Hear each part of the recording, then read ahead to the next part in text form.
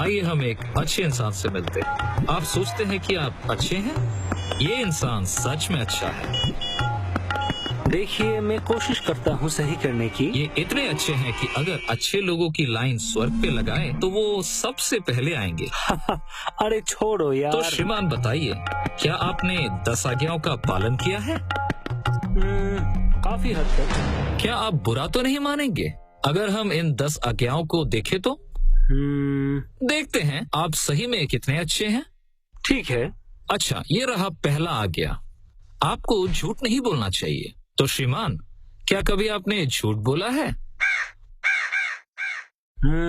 हाँ, आज के जमाने में कौन झूठ नहीं बोलता है। तो जो झूठ बोलता है उसे आप क्या कहते हैं? झूठा। ठीक है, एक और आज्ञा देखते हैं, आपको चोरी नहीं करनी चाहिए। क्या आपने कभी कुछ चुराया है? नहीं। पर अभी आपने कहा कि आप झूठे हैं।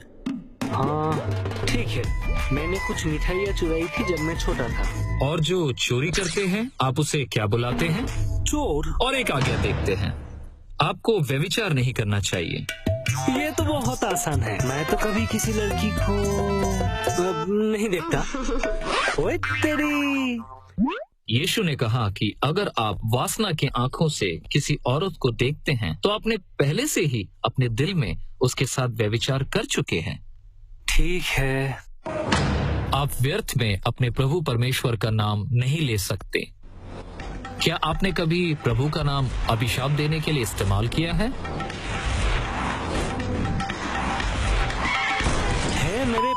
यही श्रीमान, इसे निंदा बोला जाता है। प्रभु ने आपको जीवन, सांस और वो सब कुछ दिया है और आपने उनका नाम मिट्टी में मिला दिया।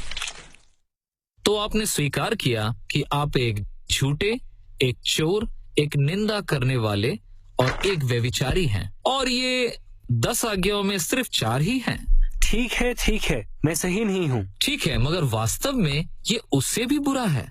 सोचिए, यदि आपके दिमाग में एक चिप डाल दिया जाए जिससे आपके सभी निजी विचार रिकॉर्ड हों 1 हफ्ते के लिए, और फिर एक विशाल फिल्म के पर्दे पर उन विचारों को आपके दोस्तों और परिवार को दिखाया जाए, वो तो शर्मनाक होगा। मैं जानता हूँ। बाइबल कहता है कि प्रभु सब कुछ जानते हैं, यहाँ तक कि आपके दिल के गुप्त विचार भी।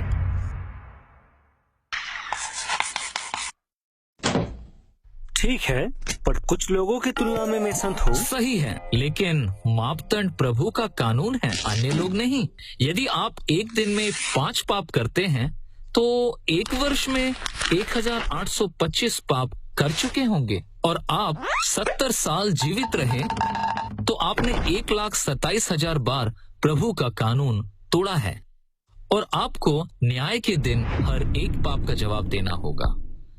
और बाइबल का कहना है कि हम में से प्रत्येक को अपने गुनाहों का हिसाब देना होगा।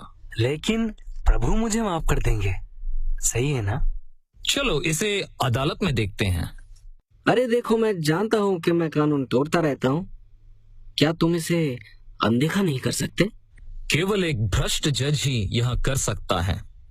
एक अच्छा न्यायाधीश ये कहेगा, न्याय की मांग है कि आप अपने अपराधों के लिए भुगतान करेंगे। प्रभु एक भ्रष्ट जज नहीं है, वह एक पवित्र और धार्मिक जज है। वह पाप से नफरत करते हैं।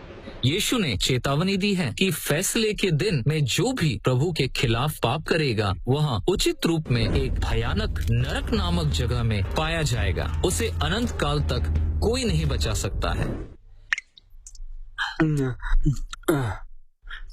तो फिर कोई स्वर्ग में कैसे जा सकता है? सिर्फ एक ही रास्ता है। प्रभु ने जगत से इतना प्रेम किया कि उन्होंने अपने इकलौते पुत्र यीशु को भेजा एक परिपूर्ण जीवन जीने के लिए। उन्होंने कभी भी पाप नहीं किया, एक बार भी नहीं। तब यीशु ने अपने आप को बलिदान किया हम सब दोषियों और पापियों के लिए। उसे कोड़े लगाए गए, मारा गया और उसे क्रूस पर चढ़ाया गया मरने के लिए, ताकि न्याय हो सके और पापियों को मुक्ति मिले। फिर यीशु मृतकों में से उठकर उन्होंने मौत को हराया। आप अनंत जीवन अर्जित नहीं कर सकते हैं।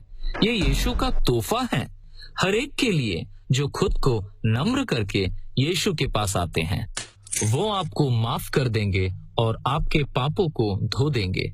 आपको एक नया दिल देंगे नई इच्छाओं के साथ। बाइबल कहती है कि यदि कोई मनुष्य मसीह में है वह एक नई सृष्टि है। तो खुद के लिए जीना बंद करें, अपने पापों से मुड़ जाइए और यीशु के पास आए। फिर अपना बाइबल पढ़िए और उसका पालन कीजिए। एक अच्छा चर्च को ढूंढिए जो आपको बढ़ने में सहायता करे। फिर पूरे हृदय से अन्य लोगों को ये अच्छी खबर बताइए।